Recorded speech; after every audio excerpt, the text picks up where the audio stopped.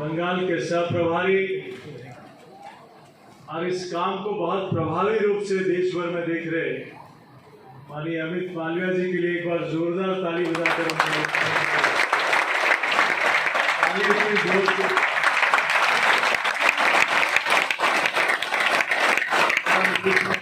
सिंह जी, माननीय जोगिंदर जी, अजीत आनंद जी और पूरे प्रदेश भर से आए हुए हमारे साइबर योद्धा, सबका मैं आप सबका इस कार्यशाला में स्वागत और अभिनंदन करता हूं।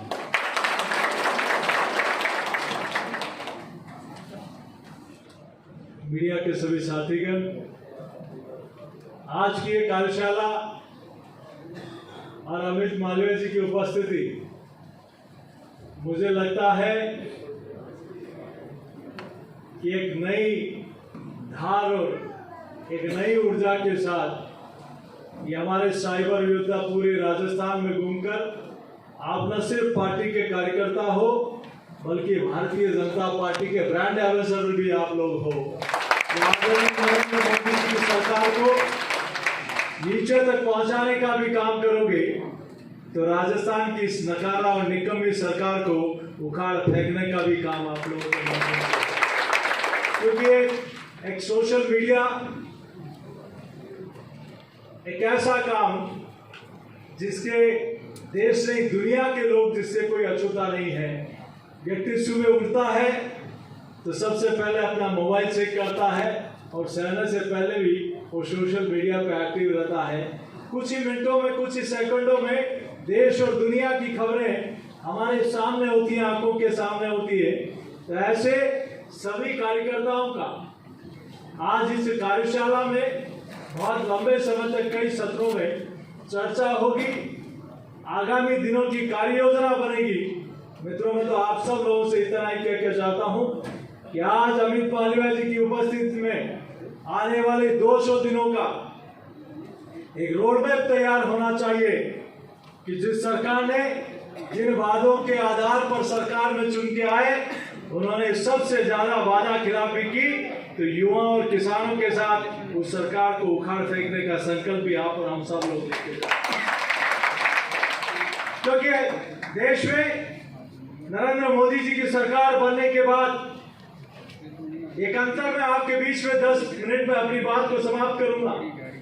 एक अंतर जनता के बीच में ले जाना है कि एक वो व्यक्ति है जिसने कहा कि देश की जनता को अंतिम डिलीवरी, अंतिम व्यक्ति तक सरकार की योजनाओं को पहुंचाने का काम करूंगा कि 60 साल में नहीं हो पाया वो नरेंद्र मोदी जी की सरकार ने पिछले 9 वर्षों में करके दिखाया है।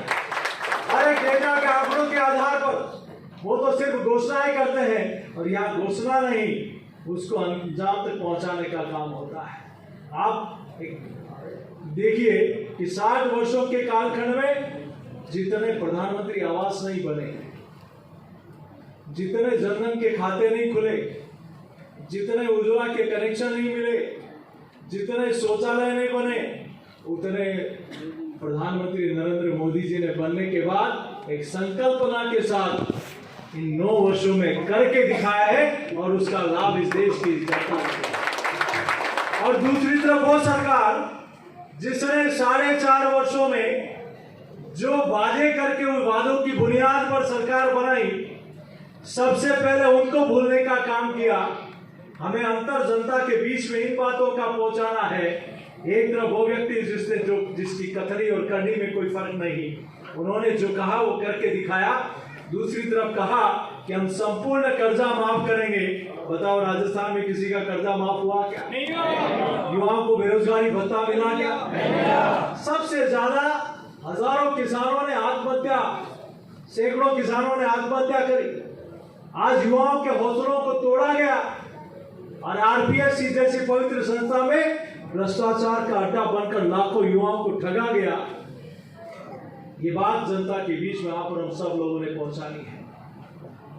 हम लोगों को इस बात को भी पहुंचाना है कि एक तरफ ये राजस्थान की सरकार है जो राम दरबार को तोड़ने का, जेसीबी से, बुलडोजर से तोड़ने का काम करती है, तो दूसरी तरफ नरेंद्र मोदी जी की सरकार है जो अयोध्या में भव्य रामलला मंदिर बनाने का काम करती है। हमने इस बात को भी ले जाना है कि ये सरकार है राजस्थान की जो शिव मंदिर को ड्रिल मशीन से तोड़ने का काम करती है अलवर में, और दूसरी तरफ नरेंद्र मोदी जी की सरकार है जो आजादी के अमृत